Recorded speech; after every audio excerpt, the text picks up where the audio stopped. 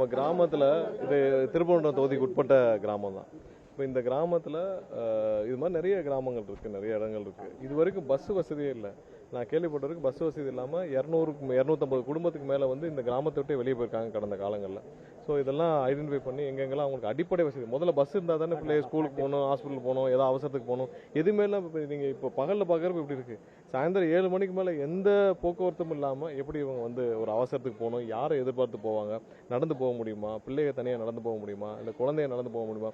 பள்ளிக்கூடம் அதாவது பெரும்பாலானவங்க பிள்ளைகள்லாம் வந்து குழந்தைகள், பெண் குழந்தைகள்லாம் வந்து 8வதுக்கு மேலே நிறைய பேர் படிப்பை நிப்பாட்டிருக்காங்க. ஏன்னா அவங்க வேலை ஸ்கூல்லவே நம்பி அனுப்ப முடியல, தனியாக அனுப்ப முடியல, லேட் ஆகுது, வேற ஊர் ஸ்கூல் இருக்குது, கவர்மெண்ட் பஸ்னால் நம்பி அனுப்பலாம், வேற எப்படி ப்ரைவேட் டிரான்ஸ்போர்ட் எப்படி நம்பி அனுப்புறது.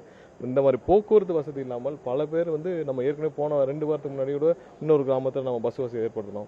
இந்த மாதிரி இதில் படிப்பே நிப்பாட்டிருக்காங்க. இப்போ இங்கே 250க்கு மேலே எனக்கு சொன்னாங்க, 250 குடும்பத்துக்கு மேலே வந்து வேற ஊருக்கு இவங்க ஆல்ரெடி குடிபெயர்ந்துட்டாங்க.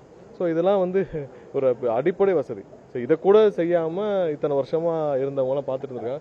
கண்டிப்பாக நம்ம வந்து மக்களுக்கு தேவையான அடிப்படை வசதி என்னென்னு ஐடென்டிஃபை பண்ணி எல்லா ஊர்லேயும் எல்லா கிராமத்துலையும் இது திருப்பரங்குன்றம் உட்பட்ட கிராமம். ஸோ உங்களுக்கு இன்றைக்கி செஞ்சு முடிச்சிருக்கோம். மக்கள் அனைவரும் சந்தோஷமாக இருந்தாங்க, வரணும்னு சொல்லியிருந்தாங்க. அதனால தான் வந்து இன்றைக்கி பஸ்ஸை தொடங்கி வச்சுட்டு அவங்களோட இருந்துட்டு அவங்களுக்கு அடுத்து என்னென்ன தேவைங்கிறத கேட்டறிஞ்சிருக்கோம், ஒவ்வொன்றா செய்கிறதுக்கான வேலைகளை துவங்கியிருக்கோம். நன்றி. சபையில் பேச தெரியாமல் தான் வந்துட்டு பதில் சொல்ல தெரியாமல் தான் எங்கள் மேலே வழக்கு பதிவு பண்ணுறாங்கன்னு இல்லை அதெல்லாம் வாங்கி பாருங்க. வழக்கு வேற, சட்டசபை வேறு. சட்டசபை ப்ரொசீடிங்ஸில் மானிய கோரிக்கை போயிட்டு இருக்கு. மானிய கோரிக்கையில் என்ன பண்ணுமோ அதான் பண்ணிட்டு இருக்காங்க. தேவையில்லா வார்த்தைகளை அவர்கள் பேசும்பொழுது தான் இப்போ அதற்கான பதிலை வந்து நம்ம சொல்ல வேண்டிய கட்டாயத்தில் இருக்கும். ஏன்னா ஏதாவது ஒரு விஷயங்கள்ல அவங்க வந்து தேவையில்லாத விஷயங்கள், தேவையில்லாத வார்த்தைகளை உள்ளே பேசும்பொழுது அதற்கான பதிலை கொடுக்க வேண்டும். அதே நேரத்தில் மானிய கோரிக்கையில் எல்லாம் தெளிவாக ஒவ்வொருத்தரும், ஏன்னா அவர்களுக்கு வந்து நாங்கள் ஊழல்னு சொன்னால் கோவம் வருது. ஸோ ஊழல்னு கோவம் வந்துச்சுன்னா மக்களுக்கே தெரியும்ல. இப்போ பார்ட்டி ஃபண்டுனா கோவம் வருது. பார்ட்டி ஃபண்ட் இல்லாமல் எத்தனை வருஷம் கவர்மெண்ட் இருந்துச்சு? பார்ட்டி ஃபண்ட் இல்லாமல் ஏதாவது துறை இருந்துச்சு? நீங்கள்லாம் பத்திரிகையாளர், எங்கேயாவது ஒரு இடத்துல போய் நீங்கள் ஃப்ரீயாக வந்து ஒரு இடத்துல பார்ட்டி ஃபண்ட் கொடுக்காம, அதாவது ஒரு டிரைவிங் லைசன்ஸ் தான் வாங்கியிருக்கீங்களா, ஒரு பெர்த் சர்டிஃபிகேட் வாங்கியிருக்கீங்களா, டெத் சர்டிஃபிகேட் வாங்கியிருக்கீங்களா, பிறப்பு முதல் இறப்பு வரை எந்த கையெழுத்து போட்டாலும் அரசு துறையில் ஒரு கையெழுத்துக்கு நீங்கள் பணம் இல்லாமல் ஒரு கையெழுத்தாயிருக்கா? ஆனால் இன்னைக்கு எப்படி இருக்கு? நீங்கள் ஒரு வீட்டு வசதி வாரியத்தில் போய் ஸ்கொயர் ஃபீட்டுக்கு அப்ரூவல் வாங்குறீங்க. எத்தனை பேர் ஸ்கொயர் ஃபீட்டுக்கு காசே கொடுக்காமல் கடந்த 20 வருஷமாக அப்ரூவல் வாங்கிருக்கீங்க சொல்லுங்கள். ஸ்கொயர் ஃபீட்டுக்கு அப்ரூவலுக்கு இதுலேருந்து ஆரம்பிங்க. ஏதாவது ஒரு இடத்துல டிரைவிங் லைசன்ஸ் எத்தனை பேர் வந்து ஒரு ரூபா கூட கொடுக்காம டிரைவிங் லைசன்ஸ் வாங்குறவங்க எத்தனை பேர் இருக்காங்க? எல்லாமே பிறப்பு முதல் பர்த் சர்டிஃபிகேட் முதல் இறப்பு சர்டிஃபிகேட் வரை அனைத்திற்கும் எந்த அரசு இதில் கையெழுத்து போட்டாலும் அது வந்து லஞ்ச லாவணியம் இல்லாமல் இதுவரை நடந்ததே இல்லை. அதெல்லாம் மாறி இருக்கு. அது பார்ட்டி ஃபண்டுன்னு, அது பார்ட்டி ஃபண்டெல்லாம் வேற என்ன ஃபண்டு? இப்போ தமிழ்நாடு முழுசும் டாஸ்மார்க்கில் 10 ரூபா கலெக்ஷன் ஆகுதுன்னா அது யாருக்குரிய ஃபண்டு? தமிழ்நாடு முழுசும் மணலில் கொள்ளையடிச்சப்பட்டு மணலில் ஆள் போட்டு ஒவ்வொரு இடத்துலையும் மணலில் போய் வசூல் பண்ணுறாங்கன்னா யாருக்கு போகிற ஃபண்டு? இதெல்லாம் பார்ட்டி ஃபண்டுன்ற பேரில் கொள்ளையடிக்கப்பட்ட பணங்கள். ஸோ அதையெல்லாம் பார்ட்டி ஃபண்டுன்னு சொன்னால் கோவம் வருது.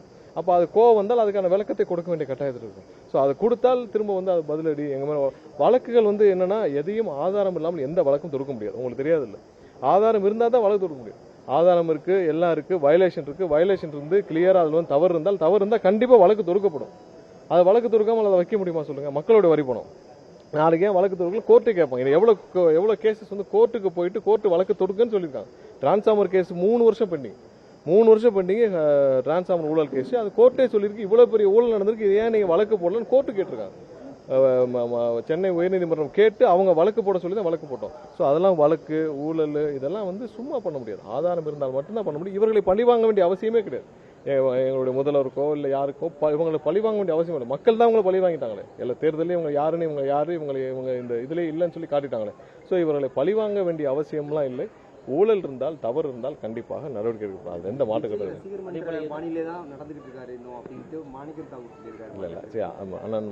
அண்ணன் சொன்னது என்னன்னா, இந்த எல்லாரும் வந்து இன்னைக்கு ஒரு சில பேர் இப்போ கொடுத்த பேட்டிக்கு அடிப்படையில் சொல்லியிருக்காங்க. அது வந்து எங்களுடைய தலைவர் இப்போ குறித்ததில்லை, பேட்டியின் அடிப்படையில் ஒரு சில பேர் கொடுத்த பேட்டியில், ஒரு சில பேர் கொடுத்த பேச்சில் இருக்கு. ஸோ சின்ன சின்ன கருத்துக்கள் ஒரு சில பேர் எங்களுடைய அமைச்சர்கள் ஒரு சில பேசினதுக்கு தான் சொல்லியிருக்காங்களே தவிர்த்து அது வந்து எங்களுடைய தலைவருக்கு அது கொடுத்ததில்லை. நன்றி. வந்து கார் வேணான்றாங்க, அதுக்கு பதிலாக வந்து விவசாயிகளுக்கு வந்து அவங்கெல்லாம் வந்து 30 கோடி 40 கோடி செலவு பண்ணி எலெக்ஷனுக்கு வந்தவங்க. அவங்கெல்லாம் வந்து எலெக்ஷனுக்கு வந்தால் அவங்களுக்கு எவ்வளோ, இது ஒன்றும் இல்லை, இப்போ இருக்கிறவங்ககிட்ட போய் எவ்வளோ சம்பளம் வாங்கியிருக்காங்க கேளுங்க.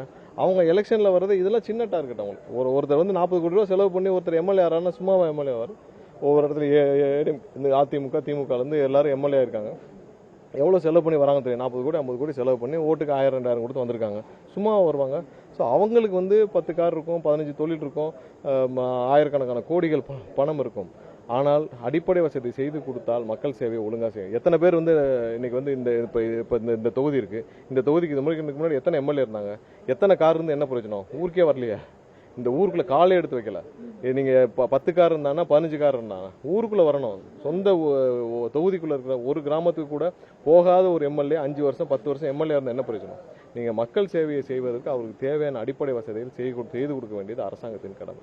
அப்போ தான் அவங்களை மக்களை போய் சந்திக்க முடியும், அவங்களுக்கு தேவையான விஷயத்தை. ஏன்னா இதில் நீங்கள் மற்றவங்க மாதிரி இல்லை, எம்எல்ஏக்கள் தொகுதியில் எல்லாம் போய் அதை வந்து அமைச்சர்கள்ட்ட கொடுத்து இப்போ பஸ் வேணும், எங்களுக்கு ஃபேக்ட்ரி வேணும், எங்களுக்கு இங்கே தூர் வாரணும், இங்கே பாலம் கட்டணும், இங்கே ரோடு போடணும்னா அவங்க தொகுதி முழுசாக போய் பார்த்தா தான் போன புரியும்.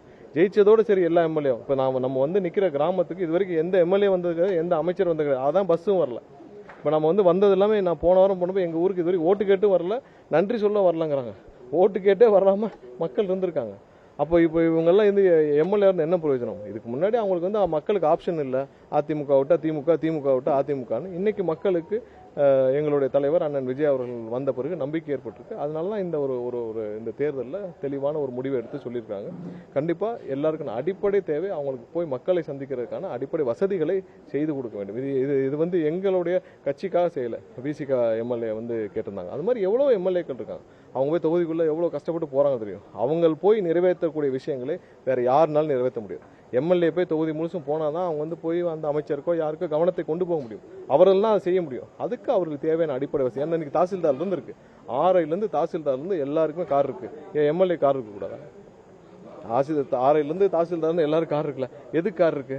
தாசில்தார் கார் இருக்கு, ஆர்ஐக்கு இருக்கு, சேர்மனுக்கு இருக்கு, எல்லாருக்குமே இருக்கு.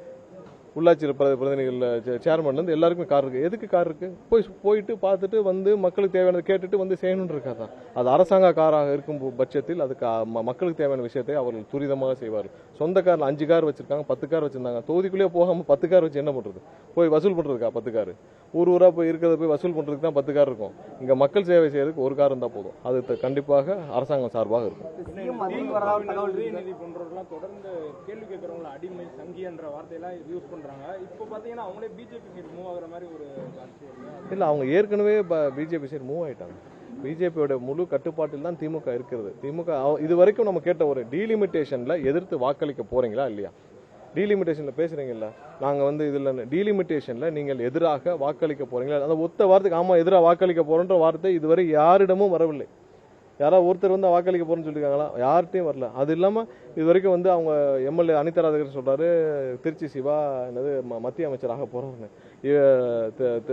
சகோதரி திருமதி கனிமொழி சொல்றாங்க, எங்களுக்குள்ள வந்து நாங்கள் சும்மா டீ பார்ட்டி போயிட்டு வந்தோன்றாங்க. ஸோ அந்த மூமெண்ட்ஸ் எல்லாம் பார்த்தீங்கன்னா ஆல்ரெடி அவங்க பிஜேபி கட்டுப்பாட்டில் பிஜேபியுடன் தான் இருக்கிறாங்க.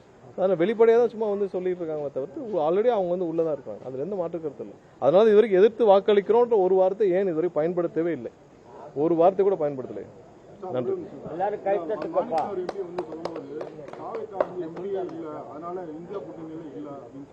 ஆமா, ஏன்னா இந்தியா கூட்டணியில யார் யாரெல்லாம் இப்ப எம்பிக்கள் இருக்காங்களோ அந்த எம்பிக்கள்லாம் சேர்ந்து ஒரு கூட்டணி வச்சிருக்காங்க. நாங்கள் அடுத்த இதுல தேர்தலாம் முடிச்சு எம்பிக்கள் வந்த பிறகு அந்த ஏன்னா இப்ப இந்தியா கூட்டணி இருக்கவங்க எம்பிக்கள் இருக்கிற கட்சிகள் மட்டும் தான். இப்ப எல்லா கட்சியும் சேர்த்தாங்கன்னா இப்ப பிரதிநிதித்துவம் இல்லாத கட்சிகளை சேர்த்தால் அவங்க ஒரு 1000 கட்சியாவது சேர்க்க வேண்டியிருக்கும். ஸோ அதனால் வந்து அவங்க இந்தியா கூட்டணியில் யார் யார் எம்பிக்கள் பிரதிநிதிகள் எம்பிக்கள் எல்லாம் சேர்ந்து முடிவெடுக்கக்கூடிய பிரதிநிதித்துவம் இருக்கிறதுக்காக அதை வச்சிருக்காங்க. அது எம்பிக்கள் எங்களுக்கு வந்த பிறகு நாங்கள் கண்டிப்பாக அந்த இதிலிருந்து இணைந்து செயல்படும். இல்லை, அந்த மாதிரி இது வரைக்கும் எந்த முடிவும் இல்லை. வந்துச்சுன்னா கண்டிப்பாக அறிவிக்கப்படும். ஏன்னா முதல்ல இருந்து எல்லா தொகுதிகளுக்கும் எல்லா இடத்துக்கும் போயிட்டு எல்லா இடத்துலையும் பார்த்து மக்கள் சந்திப்பு. இப்போ சட்டசபை நடக்கிறனால அது இதுவரை அந்த மாதிரி எதுவும் இல்லை. நேற்றிலிருந்து எனக்கும் பல பேர் கேட்டிருந்தாங்க. அந்த மாதிரி இது வரைக்கும் இல்லை. வந்த பிறகு முடிவான பிறகு கண்டிப்பாக அறிவிக்கப்படும். நன்றி.